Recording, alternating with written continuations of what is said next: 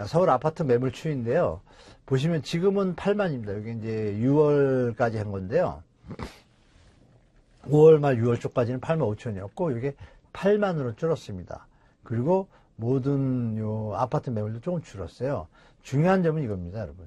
여기서 여기까지 8만이면 요 지점입니다. 자, 매물이 그렇게 많이 줄었다고 할 수 있나요? 그렇지 않거든요.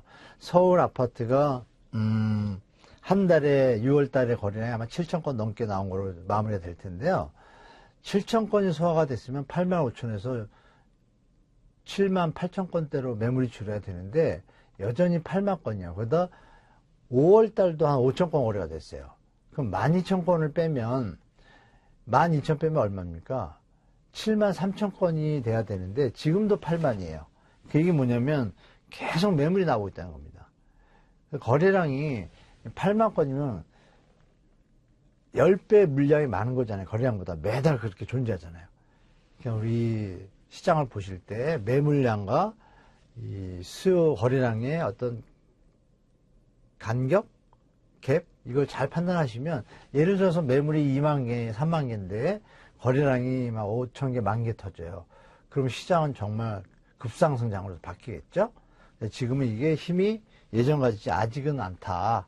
그리고 2024년도에 서울 아파트의 입주 물량이 꽤 있습니다. 5만 채 됩니다. 물론 혹자들은 뭐 행복주택이나 이런 거 빠진다고 막 폄훼하는데, 제가 볼 땐 냉정해 보면 역세권 청년주택 수는 한 18,000가구 정도 돼요. 그럼에도 불구하고 4만 가구 됩니다.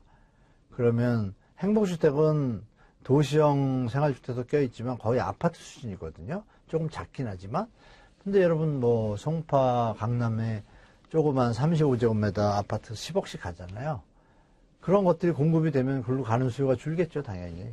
뭐 여러 가지 이론이 있지만, 여하튼 물량은 예전보다 많다. 2024년까지, 올해까지는. 그리고 내년도 많다. 이거는 팩트입니다. 그래서 그걸 보시고 내년 시장도 접하시는 게 좋을 것 같습니다. 자, 요 그림이었는데, 여기 아까 그림이 이제 추가적인데요. 다시 업데이트한 게 여기 있네요. 제가 죄송합니다. 여기 보시면 이렇게 내려왔습니다.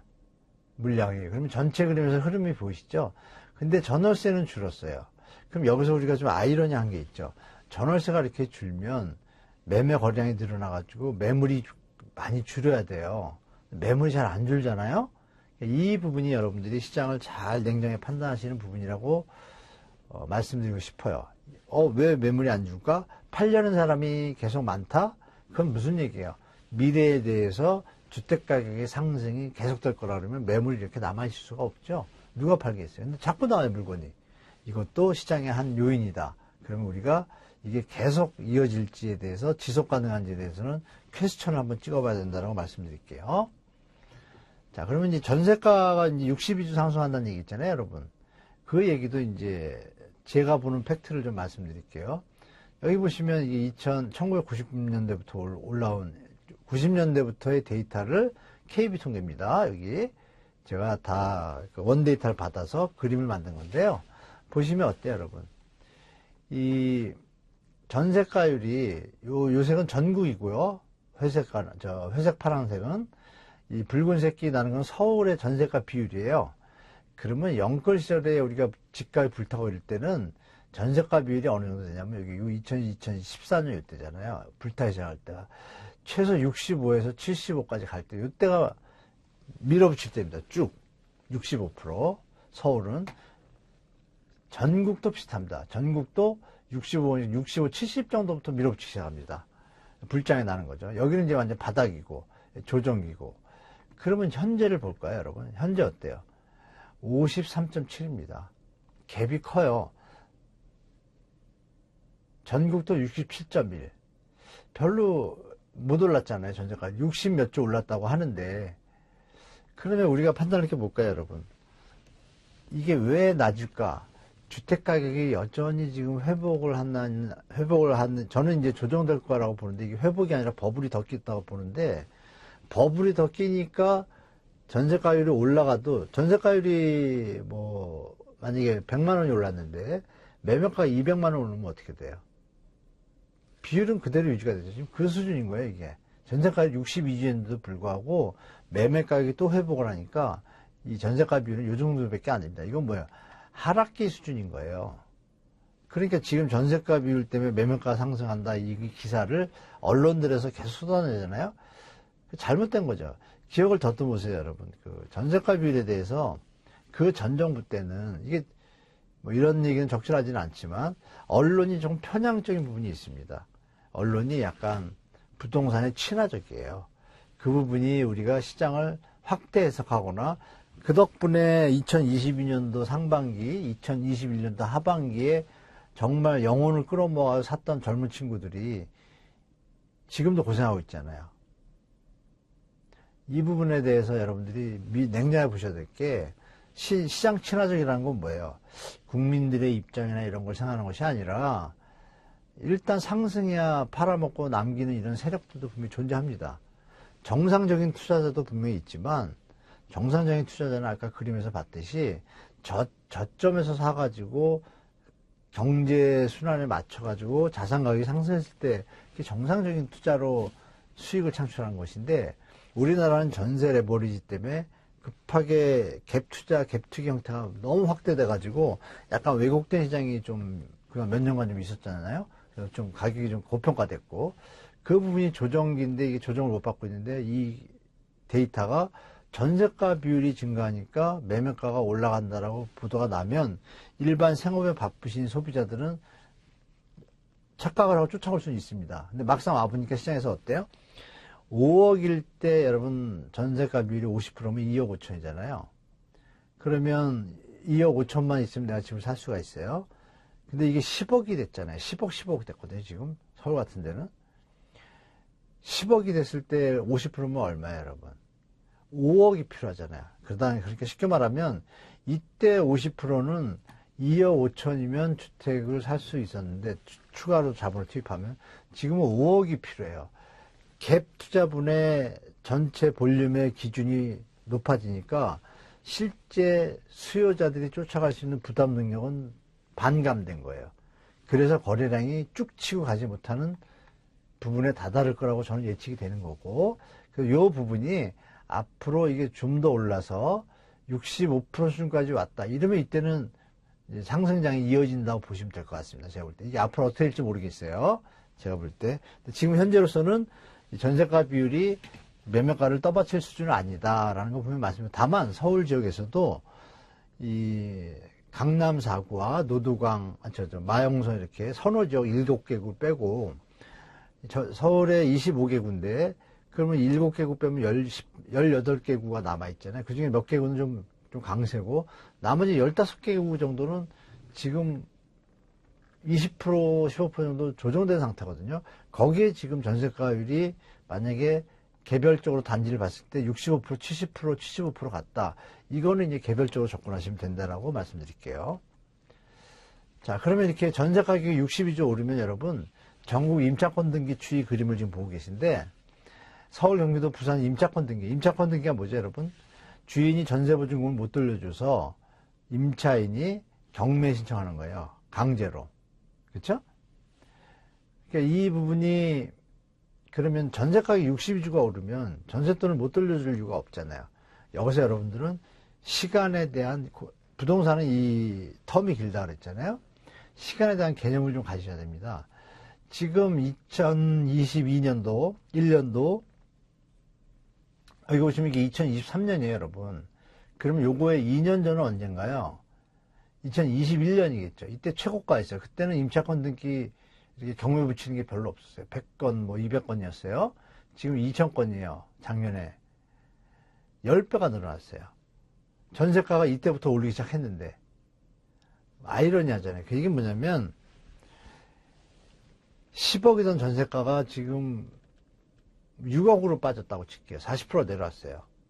얘가 지금 7억이나 8억으로 회복된 겁니다. 그러니까 10억의 전세로 들어있던 사람은 여전히 낮은 가격이에요. 그러면 만기가 됐을 때 나가야 되는데 돈을 못 돌려주니까 지금 전세가격이 올라갔다고 하지만 예전에 10억보다 낮은 7, 8억이라는 얘기예요.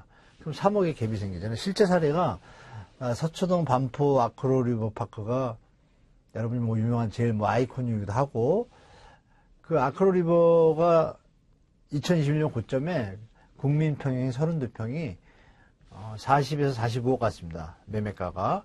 그 전세가는 20억에서 24억 갔어요. 그게 2022년도 미국 금리 인상하면서 또 가격 고점에 대한 그것 때문에 하락기로 접었을 때 12억까지 반토막 납니다. 매매가는 25억 정도로 거의 반토막 납니다. 그럼 12억으로 내려와 24억, 최고 24억이던 전세가가 12억으로 내려왔어요. 푹 50%가 빠졌습니다. 그게 지금 16억, 17억 됐거든요, 여러분. 아주 비싸면 한 18억까지 가요, 다시. 그러면 갭이 얼마예요? 24억에 전세를 들었던 분은 16억, 17억이면 갭이 얼마입니까? 7, 8억이에요. 7, 8억을 못 내주잖아요. 그러니까 올라왔지만 이런 일이 벌어집니다. 임차권 등기가 계속 10배씩, 2,000건씩 계속 누적되고 있어요. 잘 안 풀리고 있습니다. 요즘은 이게 이제 5월인데요. 6월은 한 1,400건 정도 돼요. 서울. 그러니까 여기 보시면, 죄송합니다. 여기 보시면 전국은 더 급증하죠. 이렇게. 그러니까 전세 가격이 이때 많이 조정받았습니다. 그래서 시장을 좀 다각화로 좀 보시라고 말씀드리고. 자, 이무경매 건수가 이제 기사 보셨을 거예요. 역대 최대거라고. 경매 얘기가 있잖아요. 이렇게. 그럼 이 임차권 등기도 결국 경매로 갈 것이고, 이무경매도 가고, 강제경매와 이무경매 둘 다 급증하고 있어요. 여기 보시면 2022년과 지금 2024년이지만 여전히 이 비율은 유지가 됩니다. 2022년 대비해서 현재도 150%, 170% 수준입니다. 이렇게. 경매가 급증했습니다. 자, 그럼 경매 그래프를 보면 이제 시장을 볼 수 있는데, 경매 그래프 볼까요? 지금 요새 좀 올랐어요. 올랐는데, 이 보시면 낙찰, 제가 뭐라 그랬어요? 3대 지표가 낙찰가율, 낙찰가, 응찰자. 4대 지표는 뭐라 그랬습니까? 경매 건수까지 보여주신다. 자, 그럼 여기 보시면 요새 이제 기사가 많이 나오죠. 조금 경매 낙찰이 오른다고. 그런데 경매 건수가 안 줄어요. 그렇죠, 여러분? 이게 이제 같이 잘 보셔야 돼요. 경매 건수가 안 준다. 그러니까 언론에서 뭐 일부 보도에서 계속 주택상이 막 이런다고 하지만 실제 내부를 들어가 보니까 묘한 모습이 보이지 않습니까? 우리 시장을 갖다가 냉정하게 다시 봐야 된다라고 말씀드립니다. 보시면 이런 상태고, 이게 서울인데 이거는 서울은 이제 수요가 몰리니까 뭐 지방 소멸론이 자꾸 뜨면서 지방 소멸이 그렇게 쉽게 되는 게 아니거든요.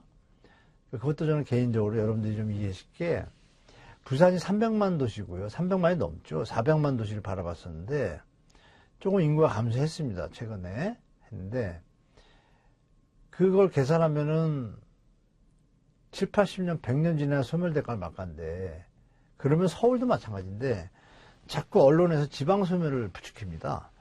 지방소멸의 개념은 우리가 인구 감소가 현실화됐으니까 농사를 짓는 어르신들이 많이 계시던 뭐 읍면리 뭐 이런 데 있잖아요.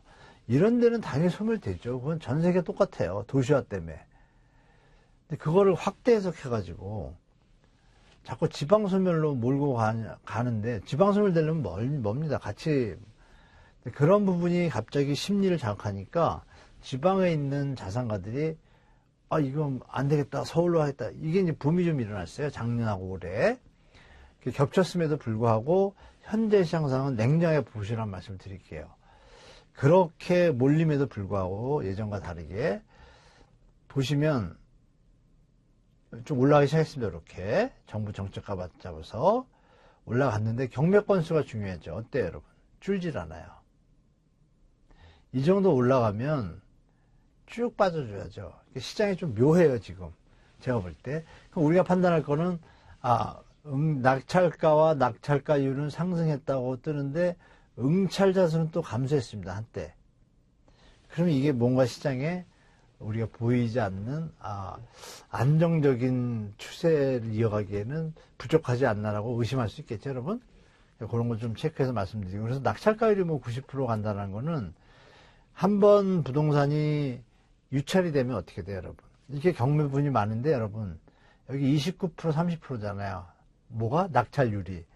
물건 10개 중에 3, 4개 밖에 낙찰이 안 됐어요. 그러면 6, 7개는 다음에 6개월 뒤에 나오잖아요. 그럼 여기에 이 많은 물건들이 이쪽에 나올 거 아니에요. 안 줄어요. 이게 여기 보면 여러분 어때요? 70%. 이 정도 돼야 여기 보면 낙찰가율은 100%, 120%가 됩니다. 지금하고 갭이 크죠? 이거는 또 그 와중에 유찰된 거에 90%예요. 그러니까 100원짜리 경매 감정가를 받은 물건이 유찰이 됐다고 가정할게요. 80원이에요. 80원의 90%는 8, 9, 72, 72원이에요. 100이라는 기준에 비하면 30% 조정된 거죠. 그러니까 이런 흐름을 잘 보시라고 말씀드리고, 경매지표는 분명히 선행지표가 되니까 이 추세가 계속 넘어가서 100을 넘기 시작하면 상승세로 이어갈 수 있습니다. 그거를 좀 지켜보시고, 이것도 50, 60 넘어가면 주택 상승이 계속 이어질 수 있어요. 그럼 만약에 앞으로 두세 달 뒤에 뭐 하반기 때 이게 좀 꺾이는 국면이다 하면 조정으로 간다. 이렇게 두 가지로 나눠서 예측할 수 있겠죠, 여러분? 참고하시면 좋을 것 같습니다. 네, 여러분. 지금은 이제 시장 상황도 봤고, 우리가 전세가 비율, 또 뭐 매매 동향, 매물, 뭐 이런 거 다 같이 봤죠. 그리고 경매 지표도 같이 봤어요. 거의 대부분 다 훑어봤습니다. 그러면 이제 같이 볼 건 뭐냐면, 부동산의 어떤 지표들이 있고, 경제 지표도 있고, 인구의 어떤 흐름도 있고, 이런 패러다임들에 대해서 좀 체크를 해 보시면 향후 시장에 대해서 예측할 수 있습니다. 물론 제가 드린 말씀은 제가 좀 준비하고 뭐 알아보고 그동안 해오면서 느꼈던 것을 정리한 것이기 때문에 참고만 하시면 좋겠습니다. 참고하시고 이 부분을 이제 같이 보도록 할게요, 여러분.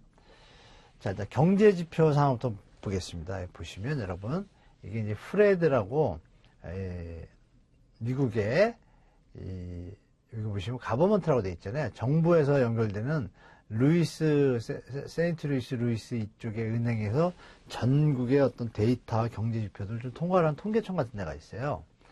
여기서 이제 이런 그래프를 올립니다. CPI나 뭐 PC 이런 것 데이터 다 들어있거든요. 한번 들어가서 보시면 좋습니다. 프레드. 그냥 FRED 딱 치시면 나옵니다. 그 중에 이제 어느 여러 데이터들 중에 제가 하나를 보여드린 건데요. 작년 3월에 이런 그림이 하나 떴어요. 리세션, 다 아시죠? 침체, 경기 침체, 히스토리, 하드 앤 소프트 랜딩이에요. 연착륙이냐 경착륙이냐 경기 침체 들어갈 때 경기가 위기가 있고 침체가 있고 둔화가 있잖아요. 그 중에 그러니까 하드냐 소프트냐를 제목을 해놓고 이렇게 네 가지 팩트, 실업률, 그죠? unemployment rate, 실업률이죠. 기준금리, FOMC, 그리고 개인 소비, 그죠? 그리고 여기 보시면 오일, 유가, 이렇게 네 가지가 있는데, 여러분들이 보실 거는 제가 드린 말씀을 실업률과 금리만 보셔도 충분합니다, 이거는. 자, 보시면 이제 그림을 한번 볼까요? 실업률은 노란색이잖아요, 보시면. unemployment rate. 실업률이 이렇게 내려오죠? 내려오는 데가 있죠? 이렇게. 실업률이 내려온다는 건 경제가 어떻다는 거예요, 여러분? 호황이라는 얘기죠. 실업률이 주니까 완전 고용을 위해서 가니까. 실업률이 뭐 5%, 4%, 여기 10%도 있고 그런데 3, 4% 내려오면 좋은 거죠. 자, 그러면 실업률이 내려올 때 패턴이 있죠? 올라갔다 내렸다, 올라갔다 내렸다, 올라갔다 내렸다 이렇게 하잖아요? 이 주기가 있습니다. 그리고 말씀드린 기준금리가 이것도 올라갔다 내렸다, 올라갔다 내렸다 이렇게 똑같이 하죠? 올라갔다 내려갔다. 다만 기준은 좀 다르죠? 중요한 건 올라갔다 내려갔다 올라갔다 내려갔다 똑같습니다. 이것들이 교차하는 교차점이 있습니다. 보시면 실업률이 여기 이제 금리 올랐잖아요. 실업률이 올라가기 시작하니까 금리를 내립니다. 실업률이 내려오기 시작하니까 금리를 올립니다. 실업률이 내려오니까 금리를 올립니다. 실업률이 내려오니까 금리를 올립니다. 그죠? 실업률이 노란선이 쭉 내려오니까 어때? 금리를 딱 올립니다. 실업률이 또 내려오니까 살짝 올립니다. 실업률이 내려오니까 금리를 올려야 되는데 못 올렸죠. 코로나 때문에.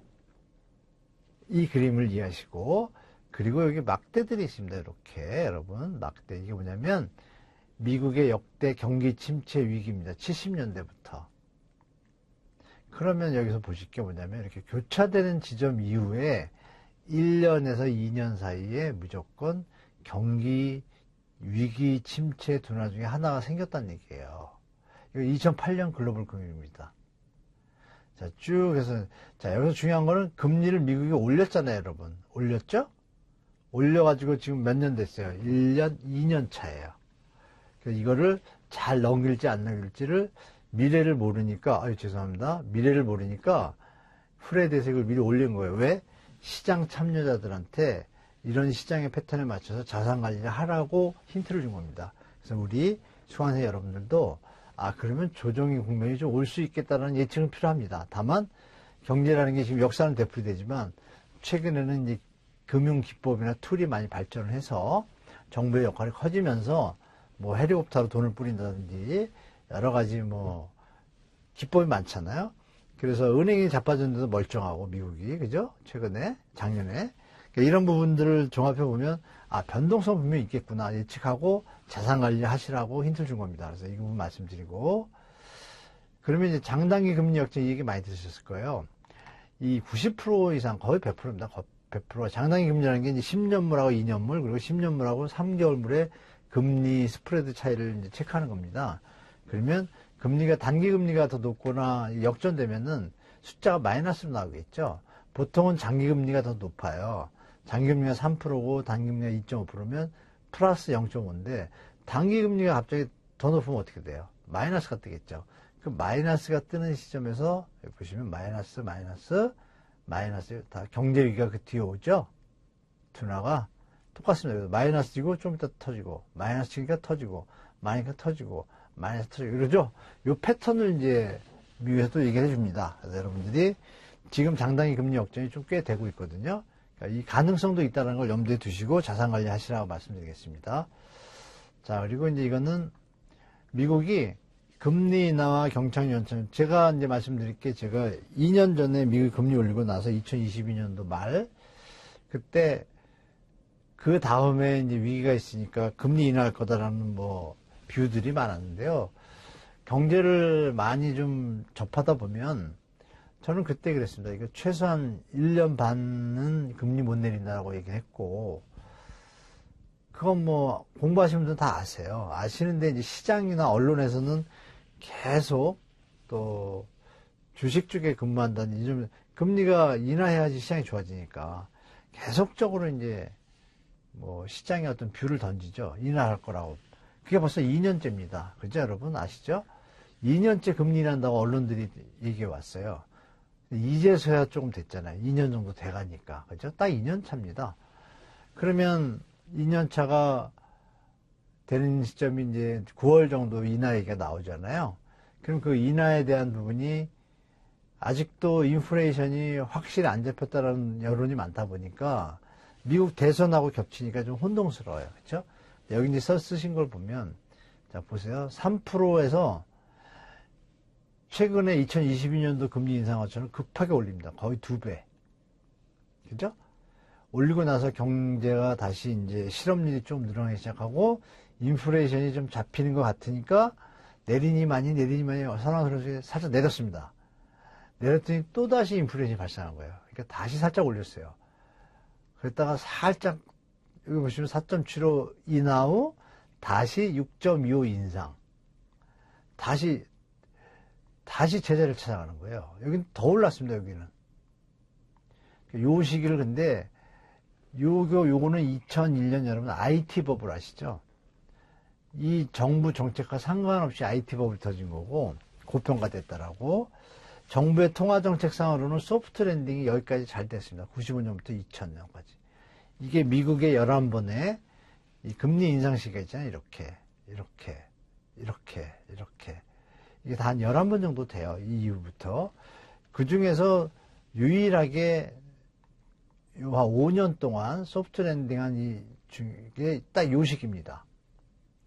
그래서 최근에 미국에서 이 얘기가 많이 나오고 있어요, 여러분. 그 얘기 뭐냐면 9월에 만약에 금리를 내렸어요. 내렸는데 인플레이션이 다시 조금 움직인다. 안 움직였는데 12월이면 이제 돈을 많이 쓰잖아요. 그죠, 여러분? 미국은 12월에 돈을 많이 쓰잖아요. 그때 갑자기 물가가 인상하면 어떻게 되겠어요? 그럼 1월에 다시 올릴 수도 있다. 이런 시나리오가 좀 존재합니다. 그러고 나서 경제이 아슬아슬하게 가다가 문제가 있으면 그때 가서 급하게 내리겠죠. 그때는 좋은 금리는 아닌 거죠. 경제가 좀 안 좋아졌을 테니까.